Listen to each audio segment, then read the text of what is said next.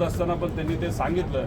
म्हणजे नरबळी म्हणजे जी गोष्ट आपण विचारसुद्धा करू शकत नाही अशी गोष्ट त्या ठिकाणी तिथं घडलेली आहे. म्हणजे हे ब्लॅक मॅजिकचाच एक भाग झाला.